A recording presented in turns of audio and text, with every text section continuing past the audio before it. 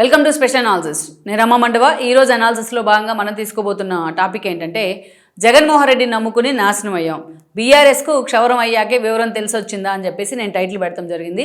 ఆ అంశం గురించి ఈరోజు మనం డిస్కస్ చేద్దాం. ఇక్కడ చూసినట్లయితే ఇటీవల కాలంలో బీఆర్ఎస్ తీసుకుంటున్న నిర్ణయాలన్నీ కూడా జగన్మోహన్ రెడ్డిని డినై చేస్తున్నట్టుగానే ఉన్నాయి. కేవలం నిర్ణయాలే కాదు, బీఆర్ఎస్ వేస్తున్న అడుగులు కూడా అలాగే ఉన్నాయి. దానికి ఒక లైవ్ ఎగ్జాంపుల్ ఏంటంటే నిన్న మొన్న అమరావతికి సంబంధించి అమరావతి తీర్మానం అండ్ గెజెట్ నోటిఫికేషన్కి సంబంధించి తీర్మానం ప్రవేశపెడితే ఎలాగూ లోక్సభలో బీఆర్ఎస్కి ఒక సీట్ కూడా లేదు, రాజ్యసభలో బీఆర్ఎస్ నిర్ణయం ఎలా ఉంటుందా అని అందరూ అనుకున్నారు. ఎందుకంటే దానికి ప్రీఫేజ్లో మనం కొంచెం చూసుకుంటే అమరావతి శంకుస్థాపన జరిగిన సమయంలో 2014లో చంద్రబాబు నాయుడు ఈ అంశాన్ని డెసిషన్ తీసుకున్న తర్వాత అసెంబ్లీ వేదికగా సిఆర్డీఏ ఏర్పాటు చేసిన తర్వాత శంకుస్థాపన కార్యక్రమం పెట్టారు 2015లో. ఆ రోజు మోడీని కూడా ఆయన ఇన్వైట్ చేశారు చీఫ్ గెస్ట్గా, అండ్ దెన్ కేసీఆర్ని కూడా ఇన్వైట్ చేయడం జరిగింది. ఆ రోజు కేసీఆర్ ఫుల్ స్వింగ్లో ఉన్నారు, చంద్రబాబు నాయుడు ఏ చెప్పినా ఓకే అనేటట్టుగా ఉన్నారు. అందుకే పోలవరం ముంపు మండలాన్ని మొత్తాన్ని 7 మండలాలను కలిపితేనే నేను ముఖ్యమంత్రిగా ప్రమాణ స్వీకారం చేస్తానని చంద్రబాబు నాయుడు పట్టుబట్టినా ఆ రోజు కేసీఆర్ ఎక్కడ దాన్ని డినై చేయలేదు. తర్వాత గగ్గోలు పెట్టారు చాలాసార్లు. దెన్ మోడీ కూడా దాన్ని వెంటనే ఆమోదించడం జరిగింది. సో అలా అంత స్వింగ్లో ఉన్నారు. సో ఆ రోజు మోడీ ప్రధాని కావడం, ఎన్డీఏలో టీడీపీ ఉండటం కూడా కేసీఆర్ సైలెన్స్కి కారణం అనుకోవచ్చు. అప్పుడున్న పరిస్థితుల్లో అమరావతికి కేసీఆర్ కూడా మద్దతు ఇచ్చారు. ఆ రోజు మాట్లాడారు ఆయన. అమరావతికి ఏది కావాలన్నా, అటు ఫైనాన్షియల్ హెల్ప్ కావాలన్నా, ఏ యాంగిల్లో తెలంగాణ వైపు నుంచి హైదరాబాద్ నుంచి హెల్ప్ కావాలంటే మేము పూర్తిగా అండగా నిలబడతామంటూ కూడా కేసీఆర్ మాట్లాడారు. ఆ మాట్లాడిన తర్వాత ఆ ఒక్కసారి మాత్రమే మాట్లాడారు. ఆ తర్వాత నుంచి ప్రత్యేకించి ఓటుకు నోటు అంశం వచ్చిన దగ్గర నుంచి ప్రతి నిత్యం ఆయన అమరావతి మీద విషయం జిమ్ముతూనే ఉన్నారు. జగన్మోహన్ రెడ్డి కంటే రెట్టింపు విషయం జిమ్మిన సందర్భాలు కూడా ఉన్నాయి.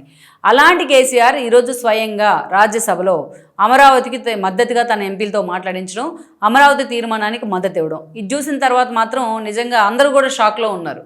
అదేంటి, కేసీఆర్ జగన్మోహన్ రెడ్డి ఆల్రెడీ ప్రతిపక్షంలోనే ఉన్నారు కదా, ఒకరికొకరు దత్తపుత్రుడు లెక్క, వాళ్ళిద్దరు దత్త తండ్రి లెక్క కదా. మరి వాళ్ళిద్దరి మధ్య డిఫరెన్సెస్ ఎప్పుడు వచ్చినాయని అనుకోవచ్చు. ఈ డిఫరెన్సెస్ లాగా చూడం, రాజకీయ పరిజ్ఞానం, రాజకీయ పరిణతి అంటాం దీన్ని. తాము ఎలాంటి టైంలో ఏ నిర్ణయం తీసుకోవాలనేది జగన్మోహన్ రెడ్డికి అసలు తెలియదు. ఇంకా డిఫెన్స్లో పడే నిర్ణయాలే తీసుకుంటాడు. కానీ అమరావతికి ఈరోజు సరే, గతంలో ఏదో మేము 3 రాజధానులు అన్నాం, డెవలప్మెంట్ డిస్ట్రిబ్యూషన్ అన్నాం, ఈరోజు అమరావతిని మరోసారి జనం యాక్సెప్ట్ చేశారు కాబట్టి మేము కూడా అమరావతికే మద్దతు తెలుపుతున్నాం. అయితే దాన్ని ఎక్కడా కూడా అవినీతికి ఆస్కారం ఇవ్వకుండా చాలా వీలైన త్వరగా పూర్తి చేయండి అని జగన్మోహన్ రెడ్డి ఈరోజు ఒక చిన్న స్టేట్మెంట్ ఇచ్చుంటే హీరో అయ్యి ఉండేవాడు. అలా చేస్తే అతను జగన్మోహన్ రెడ్డే కాదు. సరే, అలా జగన్మోహన్ రెడ్డి నిర్ణయాన్ని మార్చుకునే ప్రయత్నం కూడా చేయడు. కానీ బీఆర్ఎస్ మాత్రం ఈరోజు తప్పనిసరి పరిస్థితుల్లో తమ నిర్ణయాలను మార్చుకున్నారు. ఇన్ని సంవత్సరాలుగా దాదాపు 10 ఏళ్లుగా అమరావతిని నిత్యం తొక్కేసే ప్రయత్నంలో బీఆర్ఎస్ కూడా ఒక భాగస్వామ్యం అయింది. కేసీఆర్ కూడా కీలక భాగస్వామ్యం అయ్యారు. అయినా సరే ఈరోజు తమ పరిస్థితి బాగలేనప్పుడు జరగబోయే భవిష్యత్తును తలుచుకొని ఈరోజు అమరావతికి వాళ్ళు మద్దతుగా నిలబడ్డారు. ఎందుకు మద్దతుగా నిలబడ్డారు, దానికి కారణం ఏంటి అనేది నిన్న మొన్న నేను ఒక వీడియోలో కూడా చేశాను. ఈరోజు మోడీతో కలవాలన్నా చంద్రబాబు నాయుడికి వాళ్ళకి ఆప్షన్ ఉన్నారు, చంద్రబాబు నాయుడు ద్వారా వెళ్ళాలన్నా అటు అమరావతికి మద్దతు తెలపాల్సిందే అని. అంతకన్నా ఇంకొక గట్టి ఆప్షన్ ఏంటంటే ఇప్పుడు దాకా జగన్మోహన్ రెడ్డితో వాళ్ళు అంటకాగారు. జగన్మోహన్ రెడ్డితో అంటకాగిన కారణంగా ఈరోజు బీఆర్ఎస్ ఖాతాలో జగన్మోహన్ రెడ్డి తప్పులు కూడా పడ్డాయి. ఎలాగైతే బీజేపీ ఖాతాలో పడ్డాయో ఆయన చేసిన తప్పులన్నీ అటు బీఆర్ఎస్ ఖాతాలో కూడా పడ్డాయి. ఏ స్థాయిలో కేసీఆర్ ఆ రోజు జగన్మోహన్ రెడ్డి చూసి రెచ్చిపోయాడు చాలా సందర్భాల్లో మనకు తెలుసు. అవన్నీ కూడా బీఆర్ఎస్ని చాలా డ్యామేజ్ చేశాయి. ఎక్కడ డ్యామేజ్ చేశాయి మనకు గుర్తుండే ఉంటుంది. ఆయన ఏదైతే బీజేపీతో పూర్తి స్థాయిలో చంద్రబాబు నాయుడు తెగదెంపులు చేసుకున్న తర్వాత ఆ వ్యాక్యూమ్లోకి వైసీపీ వెళ్ళింది. ఆ రోజు అదే సమయంలో ఓటుకు నోటు కానీ 2018 ముందస్తు ఎన్నికల్లో చంద్రబాబు నాయుడు కాంగ్రెస్తో పొత్తులు పెట్టుకొని వెళ్ళడం కానీ ఇవన్నీ కూడా కేసీఆర్ ఆయుధాలుగా మార్చుకున్నారు. రిటర్న్ గిఫ్ట్ పేరుతో ఆయన చేసిన హడావిడిని ఎవరైనా మర్చిపోగలమా? టీడీపీ క్యాడర్ అసలు మర్చిపోగలదా? ఇది తలసాని లాంటి వాళ్ళని ఏపీకి పంపించి ప్రచారం చేయించారు జగన్మోహన్ రెడ్డికి ప్రోగా, చంద్రబాబు నాయుడికి యాంటీగా. సో జగన్మోహన్ రెడ్డి 151 సీట్లు రావడంలో కేసీఆర్ కీలక పాత్ర పోషించారు. ఇక ఆ తర్వాత జగన్మోహన్ రెడ్డి ముఖ్యమంత్రి అయిన తర్వాత వాళ్ళిద్దరు అసలు తీయ పెట్టకుండా ఉండేవాళ్ళు. ఆఖరికి మీరు చూడండి ఏ స్థాయిలో అంటే కాళేశ్వరం ఓపెనింగ్ కూడా జగన్మోహన్ రెడ్డి చీఫ్ గెస్ట్గా ఆహ్వానించారు ఆ రోజు కేసీఆర్. ఎలా వెళ్తారు జగన్మోహన్ రెడ్డి దానికి, బీయింగ్ ఫ్రమ్ ఏపీ అయినా వెళ్ళారు. సో ఆ విషయంలో కేసీఆర్ నిత్యం ఇప్పుడు కూడా టార్గెట్ అవుతూ ఉంటారు. జగన్మోహన్ రెడ్డి పిలిచాడు రమ్మన్నాడని పరిగెత్తుకుంటూ వెళ్ళేవాళ్ళు జగన్మోహన్ రెడ్డికి. ఏదైతే రాయలసీమని పోతిరెడ్డిపోటు పక్క వెడల్పు చేస్తానంటూ కూడా మాట్లాడారు. అది ఇప్పటికీ డ్యామేజ్ అవుతోంది కేసీఆర్కి. రోజా దగ్గర తిరుపతి నుంచి వస్తా, రోజా దగ్గరికి వెళ్ళి వాళ్ళ ఇంట్లో చక్కగా భోజనం చేసి వచ్చి మొత్తం రాయలసీమకి ఏవైతే అడగకూడని వరాలన్నీ కూడా ఇచ్చేశారు అనేది తెలంగాణ నేతలు అప్పటి నుంచి ప్రత్యర్థులంతా కూడా ఆరోపిస్తున్నమాట. ఇలా జగన్మోహన్ రెడ్డికి ఆయన ప్రోగా ఉన్న కారణంగా ప్రతి అంశంలో కేసీఆర్ ఇరుక్కుపోయారు. అదే సమయంలో ఏం చేసేవాళ్ళు, కేవలం నిర్ణయాల పరంగానే కాదు, చాలా అంశాల్లో జగన్మోహన్ రెడ్డి వెనకేసుకొని వచ్చేవాళ్ళు. మా ఎలక్షన్స్ జరిగినప్పుడు విష్ణువు లాంటి వాళ్ళని ప్రమోట్ చేయడం కానీ, చిరంజీవిని డినై చేయడం కానీ, ఇలా ప్రతి అంశంలో జగన్మోహన్ రెడ్డిని ప్రమోట్ చేసేవాళ్ళు. మా తమ్ముడు, మా అన్న అంటూ కేటీఆర్ లాంటి వాళ్ళు జగన్మోహన్ రెడ్డిని ఆకాశానికి ఎత్తేసేవాళ్ళు. ఒకవైపు చంద్రబాబు నాయుడిని, లోకేష్ని, పవన్ కళ్యాణ్ని హ్యూమిలేట్ చేస్తానే మరోవైపు జగన్మోహన్ రెడ్డి ఏది చెప్తే అది చేసేవాళ్ళు. జగన్మోహన్ రెడ్డి తానా అంటే వీళ్ళు తందానే అనేవాళ్ళు ఏపీలో. జగన్మోహన్ రెడ్డి ఇంకా సరే ఒకరికొకరు కలుసుకున్నారు, ఆయనేమో తాడేపల్లికి వస్తాడు, ఈయన ప్రగతి భవన్కి వెళ్తాడు, ఆలింగనం చేసుకుంటారు, ఇదొక లెక్క అయితే పార్టీకి సంబంధించి ప్రభుత్వాలకు సంబంధించి విధానపరమైన నిర్ణయాల్లో కూడా ఒకరికొకరు అట్లా సంబంధం లేకుండా మద్దతు ఇచ్చుకునేవాళ్ళు. అలా జగన్మోహన్ రెడ్డిని 5 ఏళ్ల పాటు నెత్తిని పెట్టుకొని మోసింది ఎవరంటే కేసీఆరే. అందుకే కేసీఆర్ కోసం కూడా చాలా చేశారు ఆయన. చెవిరెడ్డి లాంటి వాళ్ళని పెట్టి వాళ్ళ కోసం సర్వేలు చేస్తుండేవాళ్ళు. వైసీపీ వాడిన వాళ్ళని ప్రచార రథాలను టీఆర్ఎస్ వాడుకుంటూ ఉండేది. అట్లా అంతా ఏది చేసినా కంబైండే.